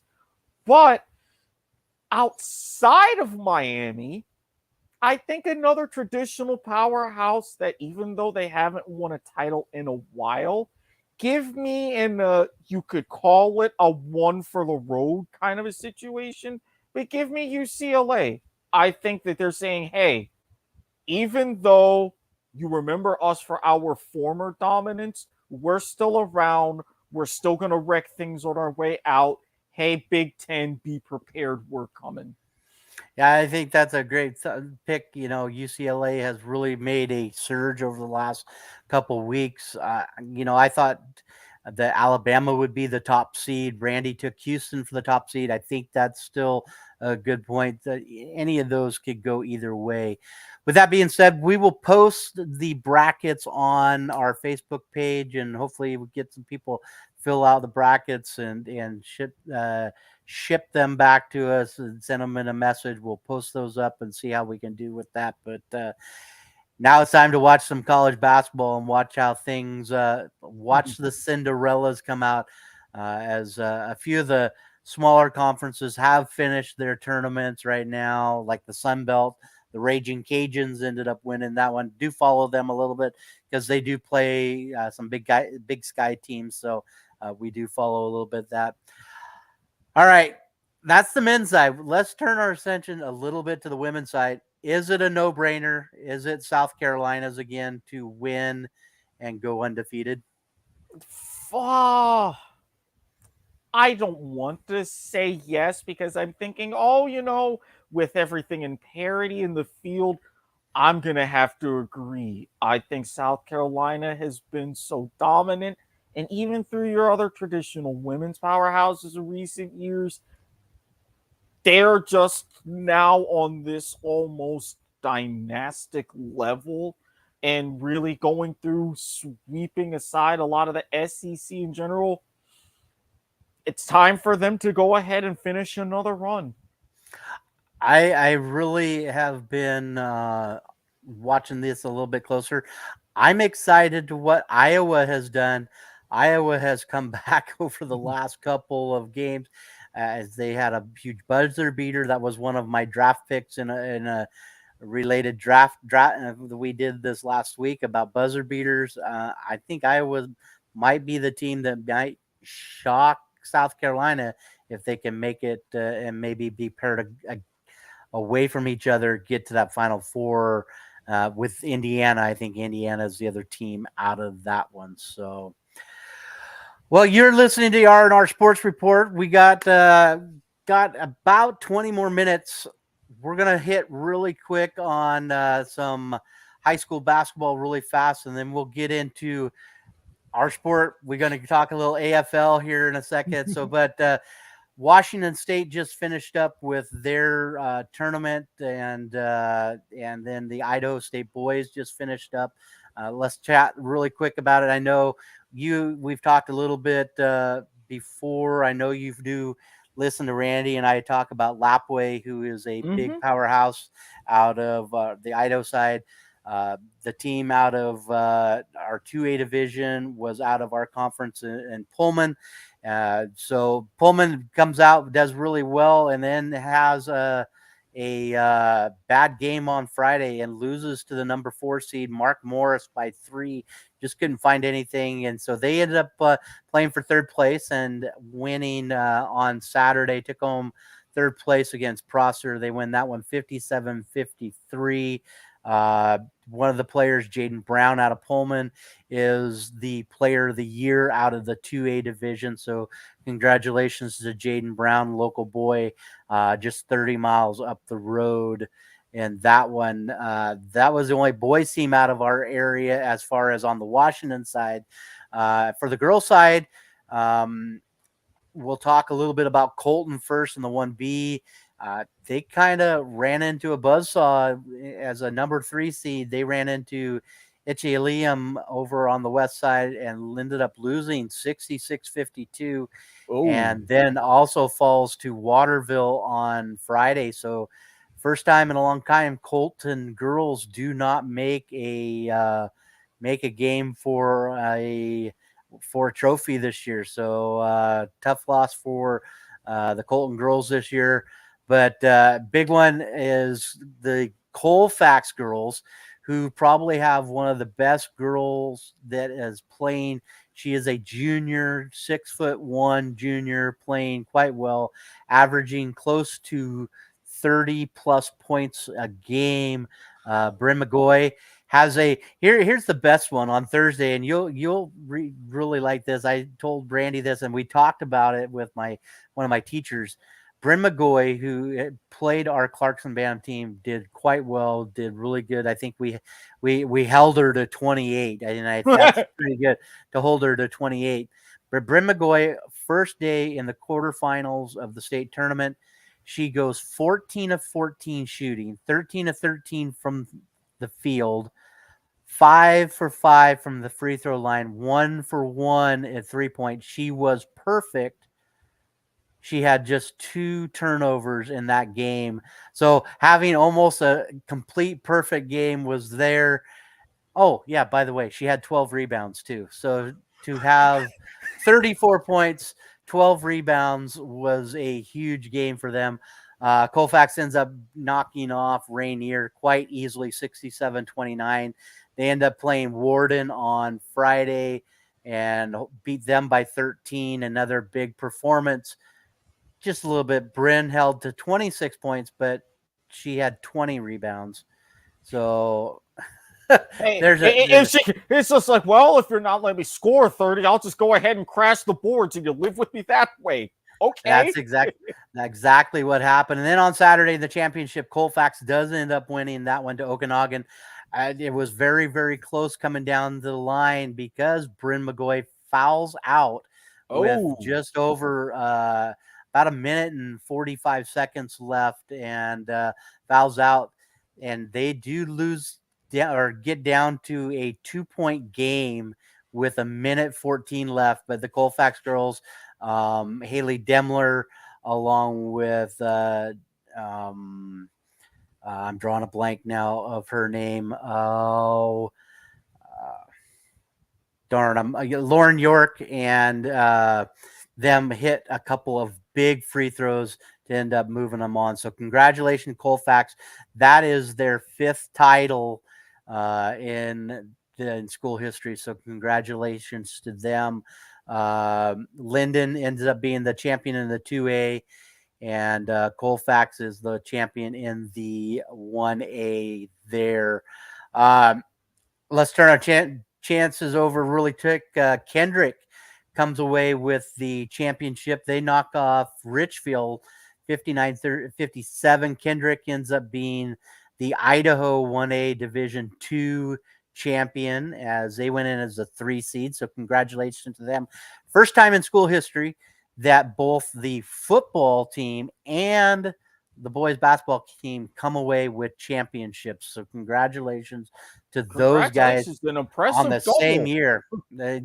And a lot to do with that has to be Jagger Hewitt. Hewitt had another big weekend with that. 12 points on Saturday, 23 on Friday. He is an unbelievable athlete there. And then we turn our attention to the 1A Division I. Lapway Wildcats had a huge game on Thursday.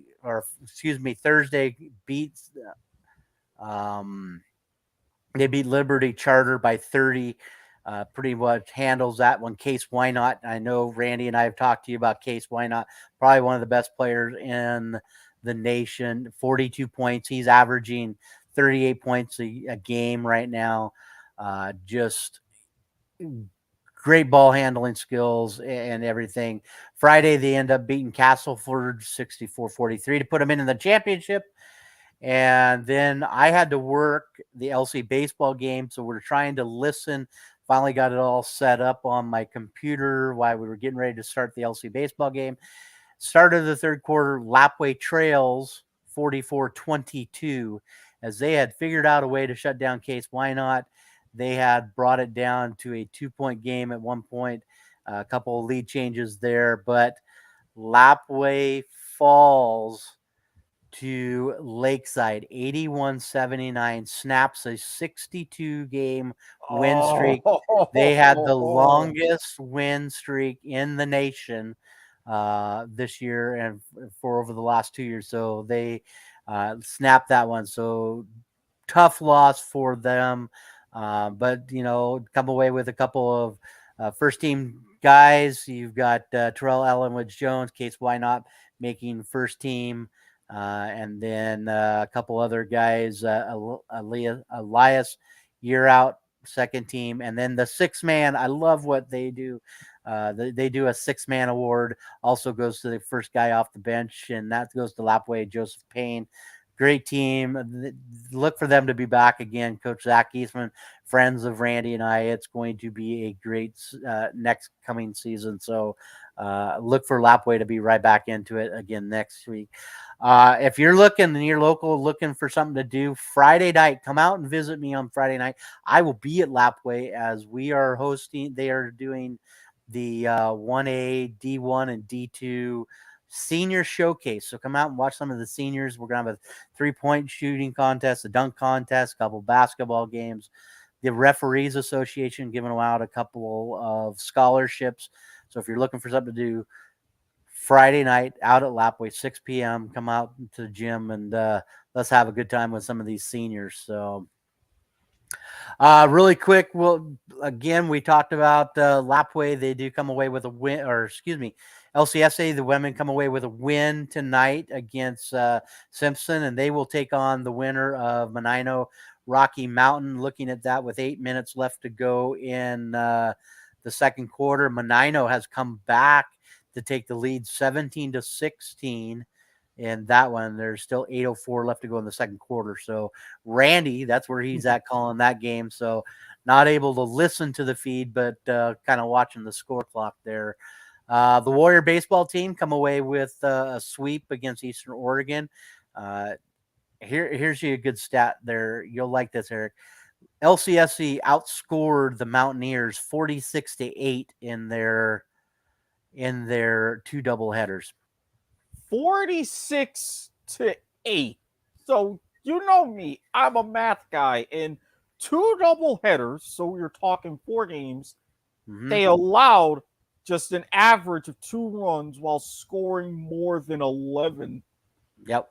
Talk about a stacked lineup. Okay. It's a great lineup. So if you have not watched any of the Warriors, they'll be back in action not this week, but next weekend. I will have a call on one of those, so make sure come out, watch them there. So a couple other things here. LCSC track and field. Jenna Carpenter is your national champ. She sets the personal best high jump of 1.73 meters and beat out her competitor from Huntington, Erica Zareth, and she had missed the jump at 1.76. So Jenna Carpenter, local girl from Lewiston, Idaho, plays for LC, comes away as your national champion in track and field high jump. Carter Gordon and Geraldine Carrera both come away with some All-Americans in their events. So great job there. LCSC golf started back up this week. They were in Henderson, Nevada. So, all right, they're in Vegas. So they're in Vegas playing in the RMC Intercollegiate thing hosted by Rocky Mountain. So their first home match will be next Monday, the 20th, as they will host the Warrior Invitational. So, dude, we got 8 days. 8 days, sir. Talk a little bit about your Western Bulldogs. What do you like this year? They play on Saturday, man. I was lucky enough because it came on at a perfect time, even on the East Coast, to see our preseason match against North Melbourne. All right, for everybody knows North Melbourne and their turmoil with Alistair Clarkson, players, like a Jai Simpkin and what have you, they're not predicted to be one of the best of teams. But to go out and thoroughly still dominate and beat them by, at one point we were leading by about 70 points. North came back. Fourth quarter, we kind of let off the gas, but our combination, even with Durea, which thankfully, even though we went off with a neck injury, it's not too bad. We've got Bailey Smith up front. We've got Jamar Ugle-Hagan. Everything coming together on our forward line. We're getting Bruce back. Marcus Bontempelli. I'm telling you, hashtag Bontlow. It is his time. He is going to do all crazy sorts of things in the midfield. And then solidly in defense, we've got some more of our tall guys. And for a guy that in classic Luke Beveridge style, pushing Mbuku Kamis back on our defensive back six, I have a lot of hope. And I know a lot of pundits are saying top 4. With the extra round, I'm leaning towards yes, but I'm going to be a bit more pragmatic and say consider us a lock for the 8. From there, we can win anywhere, as we showed in 2016. But if we do get that elusive top 4 finish, hey, all the better. Yeah, you hit that on a big note there. There's an extra game this year they're adding to the schedule, so it's going to make a huge difference.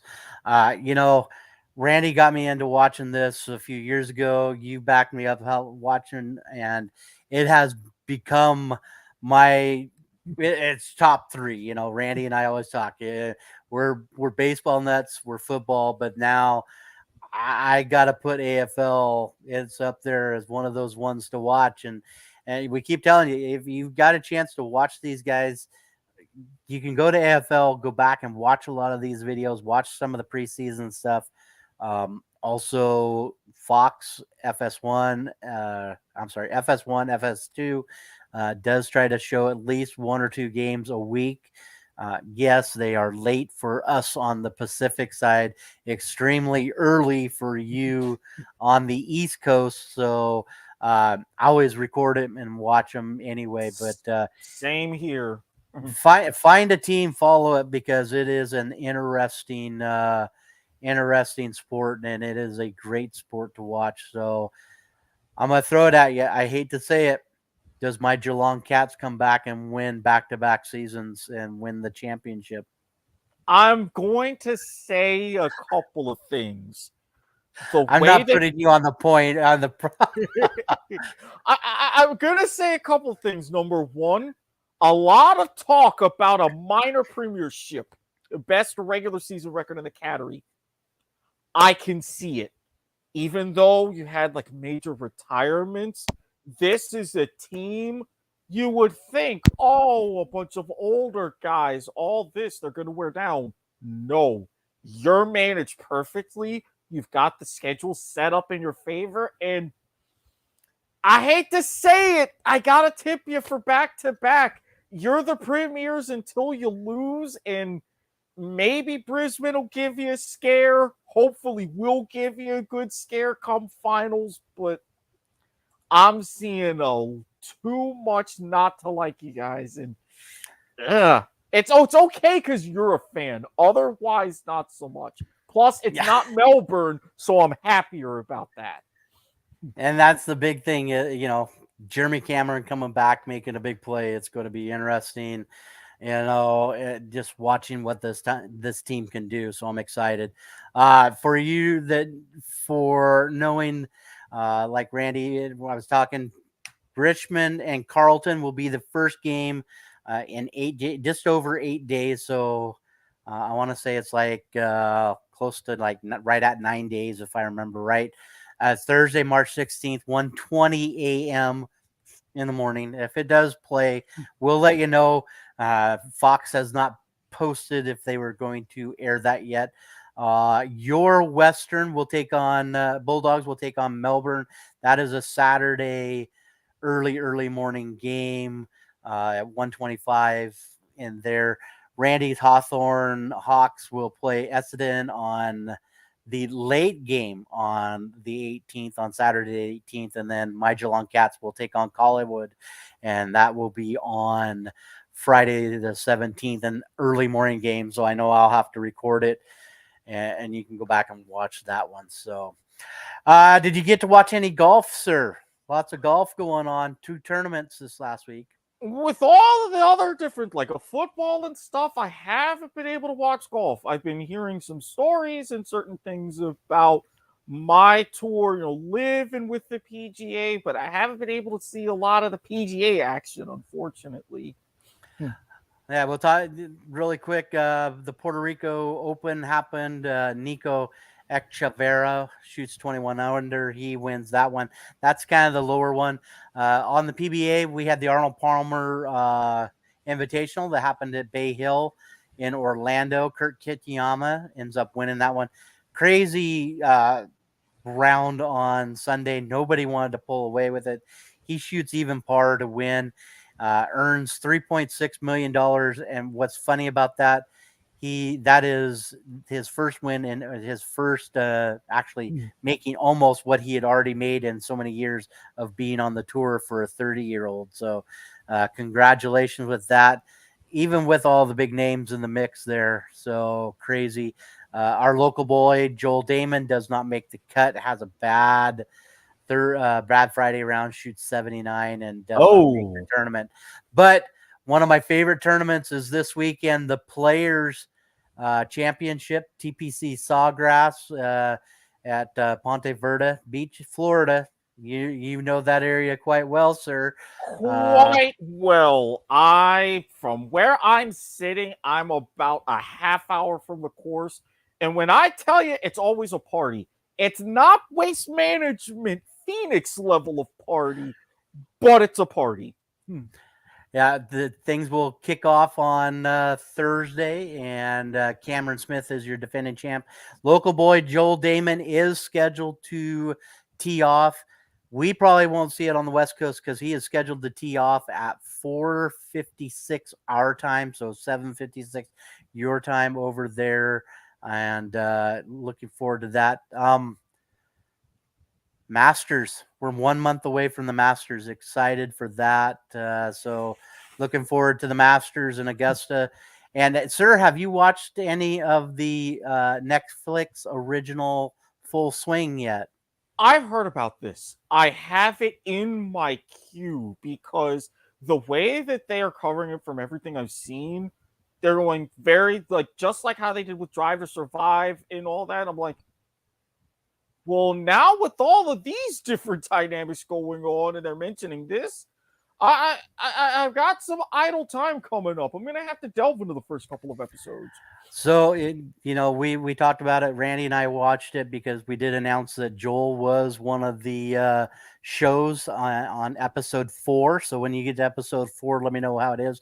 But it was announced yesterday that Full Swing will be back for season 2 next year. So I'm excited for that with that Netflix original. So make sure that if you haven't watched it, take a few minutes to watch that one. So, dude, 2 hours flew by like nobody's business, Eric. I appreciate you jumping on and filling in for Randy tonight. And always glad to be here whenever you need me.